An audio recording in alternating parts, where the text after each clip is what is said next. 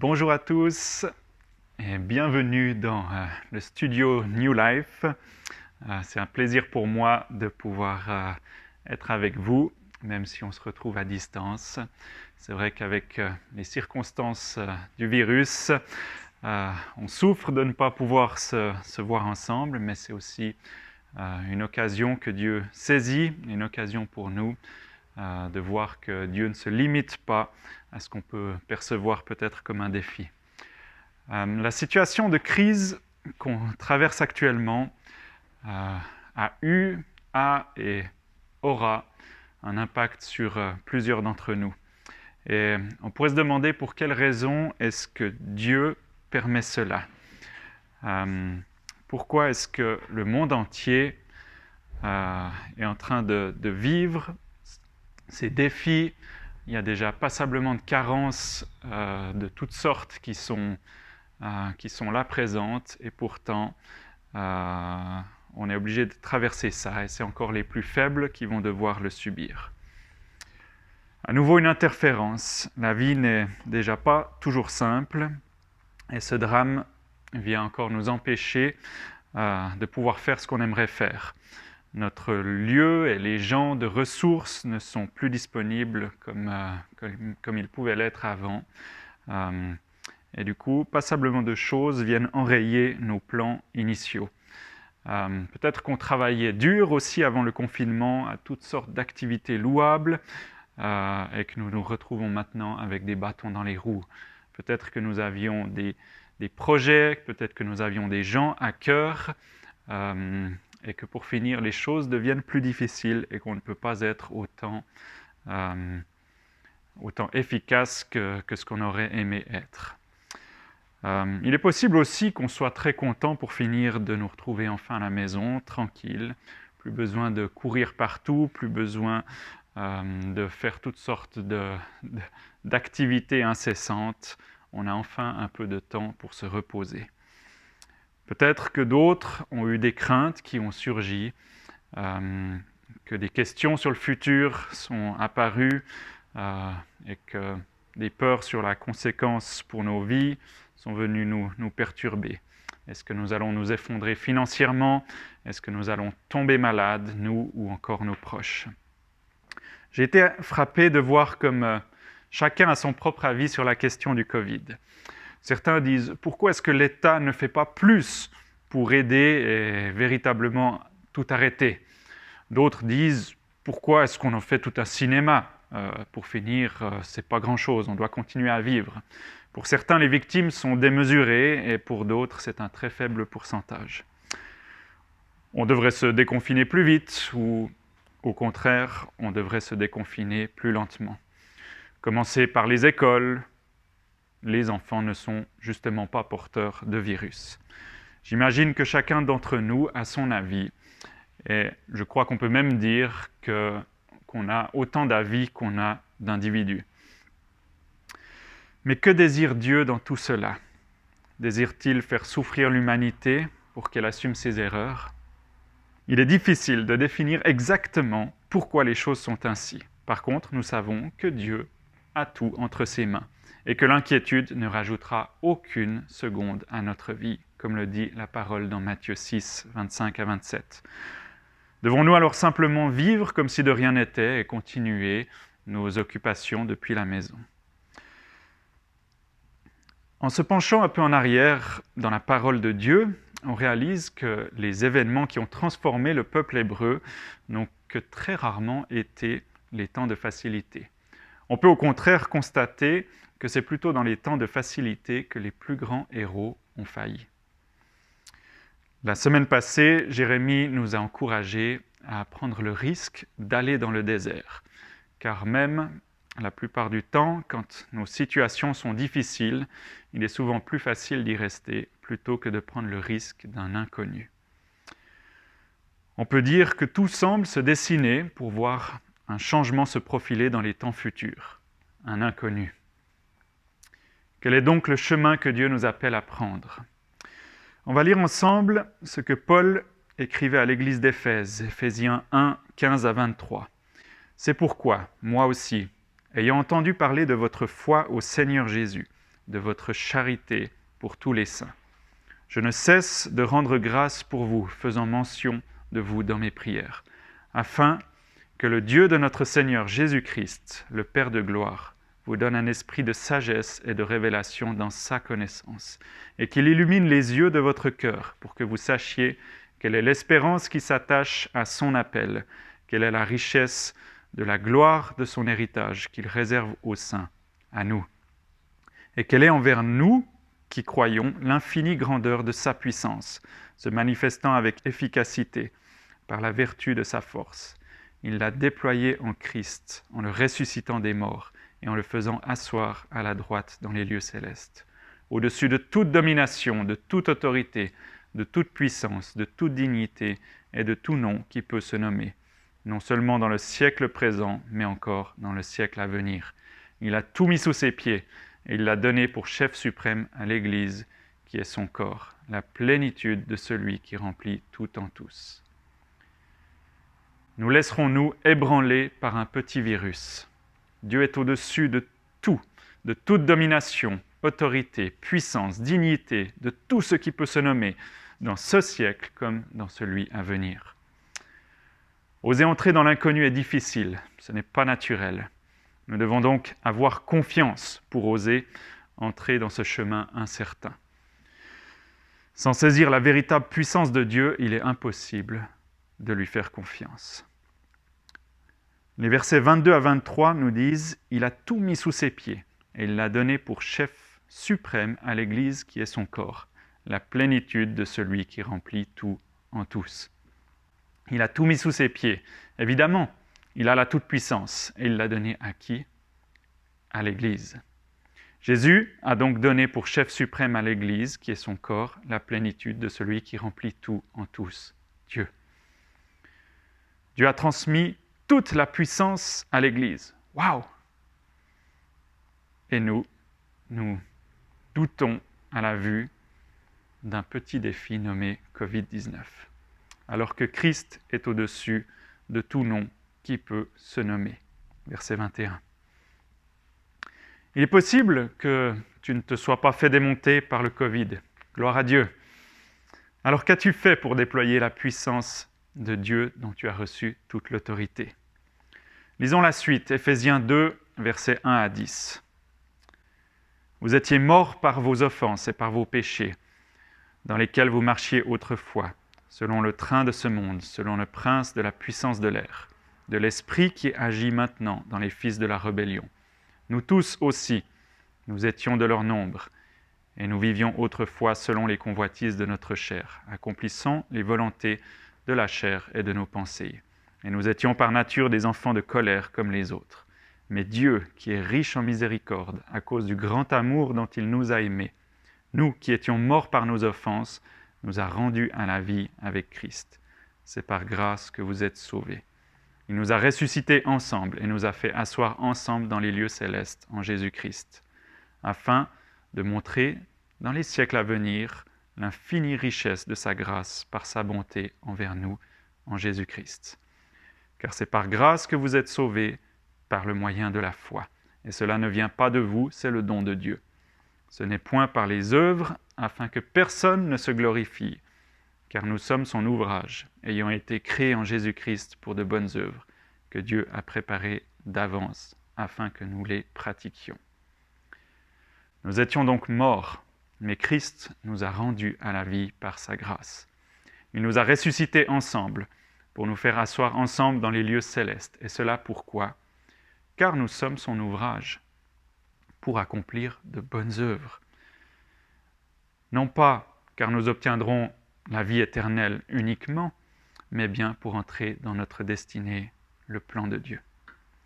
La puissance de Dieu nous a donc été transmise pour que nous accomplissions des œuvres selon les désirs de Dieu. Le peuple de Dieu, captif en Égypte, était appelé à faire des œuvres selon les désirs de Dieu. Il devait donc prendre le risque de l'inconnu pour sortir de la servitude et devenir une bénédiction. Si donc Dieu nous appelle à prendre le chemin du désert comme il l'a fait pour Israël, cela veut dire que nous sommes captifs. Captifs en Suisse, mais de quoi?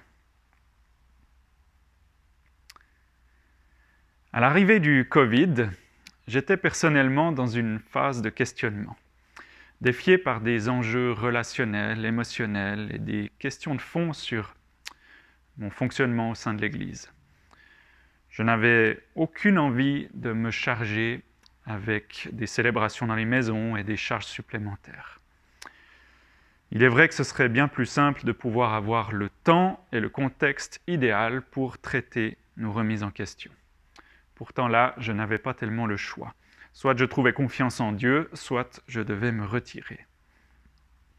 Évidemment, le chemin de sortie pour le désert n'est pas simple à trouver.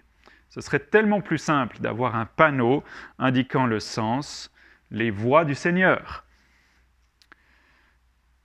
Je savais néanmoins que je devais placer ma confiance en Dieu. Oui, je le désire, depuis que je me suis engagé avec lui. Mais comment faire pour que ça devienne une réalité tous les jours? Suis-je prêt à me sacrifier? Oui. Suis-je prêt à souffrir? Oui. Mais si je sais où je vais, et pour l'instant, le chemin, je ne le vois toujours pas.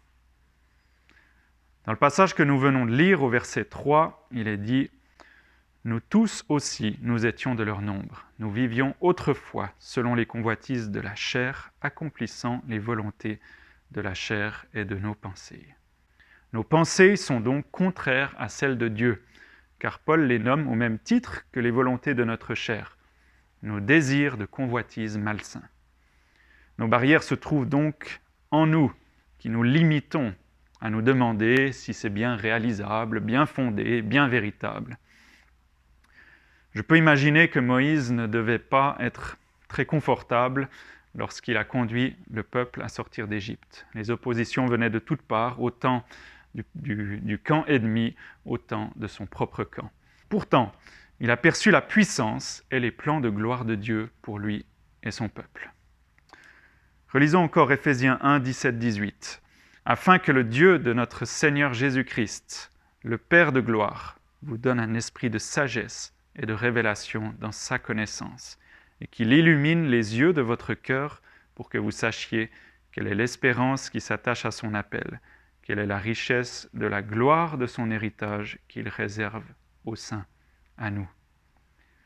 L'intelligence et les compréhensions divines ne sont donc pas possibles d'atteindre pour nous, car c'est uniquement par le don surnaturel de la foi, par un esprit de sagesse et de révélation de sa connaissance, que nous pouvons entrer dans l'appel divin, d'accomplir par la puissance de Dieu les œuvres que Dieu a préparées d'avance. Impossible à faire humainement. Sans nous soumettre à un Dieu de l'impossible, dont nous ne connaissons ni la hauteur ni la profondeur, il est impossible d'entrer dans sa puissance. Il peut tout, nous lui devons tout. Il tient tout dans sa main et nous n'avons pas les capacités humaines, intellectuelles pour accomplir son plan, mais sa puissance nous accompagne. Pourquoi ai-je besoin de savoir ce que Dieu veut faire et où il veut me conduire? Je ne pense pas que le peuple d'Israël, en sortant d'Égypte, ait vu le panneau tant désiré « C'est par là, le chemin parfait de Dieu ». Alors pour terminer mon histoire personnelle, dans ma recherche de chemin, j'ai alors levé les yeux à Dieu et j'ai reconnu que j'avais un plan bien tracé de comment Dieu devait faire, alors qu'au contraire, je devais mettre l'emphase sur la recherche de sa connaissance. Lui seul connaît le chemin, mais surtout lui seul peut décider de quand il me fera voir la suite du chemin. Alors que tous les signaux montraient le contraire, j'ai lâché mes pensées obstruées par mes désirs personnels et accepté de lui faire confiance, de faire confiance au Dieu qui détient toute la puissance et toute la connaissance. Alors pourquoi gardons-nous nos avis divergents sur qui est Dieu et comment il doit agir, à l'image de nos avis sur le Covid? Rebelles à nos autorités qui font des choix et qui pourtant ont toute l'autorité pour le faire, pourquoi est-ce si difficile pour nous de respecter leurs choix? Il en est de même avec Dieu. Pour moi, qui n'ai pas de place d'autorité, je veux lui forcer la main car je saurai avoir mieux comment il doit agir. J'ai entendu dernièrement un témoignage du pasteur Peter Schmidt qui a contracté la maladie du corona. Il s'est retrouvé foudroyé par cette maladie, entre la vie et la mort. Et, cet homme influent partageait, rempli d'émotions, ce qu'il a ressorti de cette étape où il était absolument impuissant. Ce qu'il a dit, il l'a dit en ces mots: « Nous croyons connaître Dieu, mais en réalité, c'est Dieu qui nous connaît. » Cet homme, dont nous pouvons avoir du respect pour ce qu'il a accompli, reconnaît son besoin premier, le plus profond, de se laisser connaître plutôt que de faire de belles théories. Ésaïe 11,9 nous dit « Car la terre sera remplie de la connaissance de l'Éternel, comme le fond de la mer par les eaux qui le couvrent. » La connaissance de Dieu est comme les eaux qui recouvrent le fond des mers. Et nous, avec le peu de sagesse que nous avons, nous nous plaignons de ne pas avoir assez de ceci ou cela. Nous devons donc nous équiper, non pas de connaissances humaines, intellectuelles, mais bien d'un équipement de dons surnaturels, pour faire taire les pensées parasites et laisser la place à la connaissance de Dieu. La semaine prochaine, Fanny nous conduira plus en profondeur sur comment revêtir l'équipement du chrétien.